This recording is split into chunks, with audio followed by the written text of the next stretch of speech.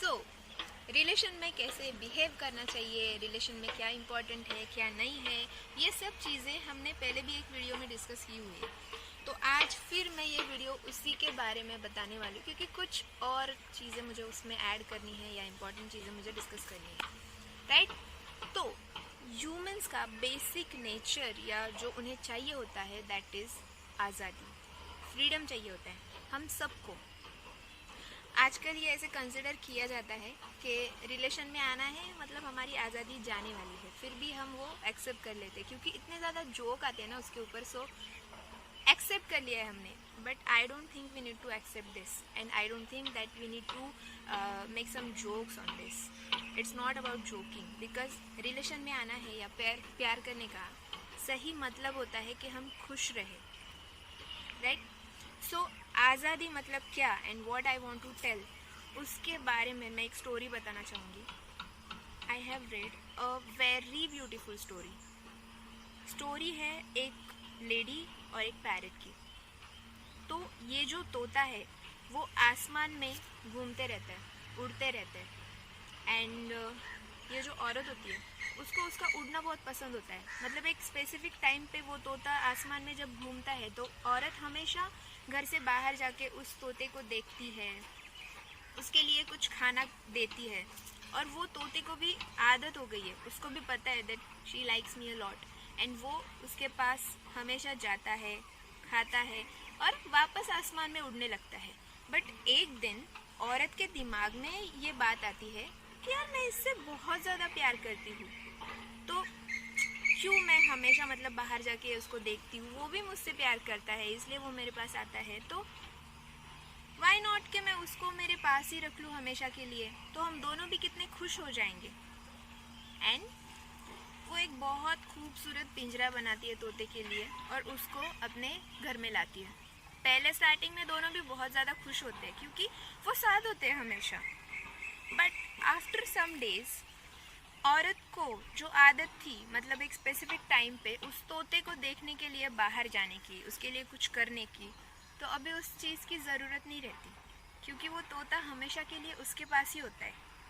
तोते का उड़ना बंद हो जाता है, and what happens means she taken him for granted, and what happens one day he died. तो उसके बाद उस औरत को ऐसे लगता है कि यार मैं तो इसके उड़ने से प्यार करती थी, बट मैंने उसको मेरे पास रखा और उसका उड़ना बंद हो गया, मैंने इसके ऊपर ठीक से ध्यान भी नहीं दिया क्योंकि ये तो मेरे पास ही था। So guys we can relate all this somewhere in our life. मतलब रिलेशन में आने से पहले तो वी आर वेरी एक्साइटेड, मैं इससे प्यार करता हूँ, मुझे ये इंसान चाहिए मेरी लाइफ में, और जब वो इंसान हमें मिल जाता है तो कहीं ना कहीं वो ख्याल रखना कम हो जाता है।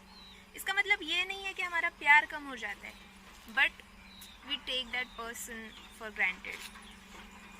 जो पहले प्रायोरिटी थी, जो पहले हम उसको टाइम देते थे, उतना हम टाइम नहीं देते बिकॉज ऑफ दिस सिचुएशन।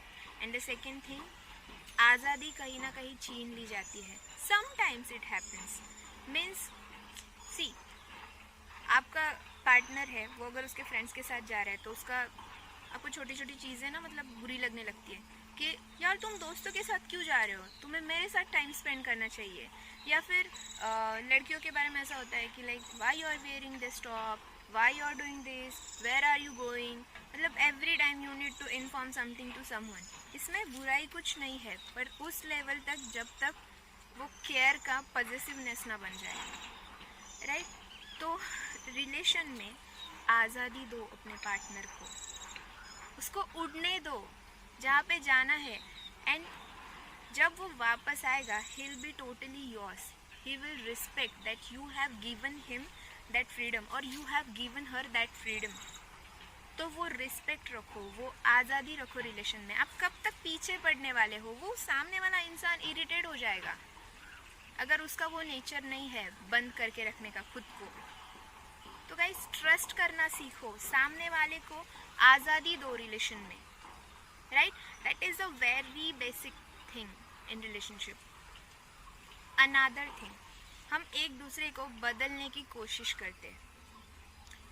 जब सामने वाला आपसे प्यार करता है उसको खुद लगेगा कि मुझे बदलना चाहिए, ही विल चेंज और she will change, but why need to change that person. वो भी एक आज़ादी की बात होती है कि उसकी आज़ादी छीन रहे हम कहीं ना कहीं।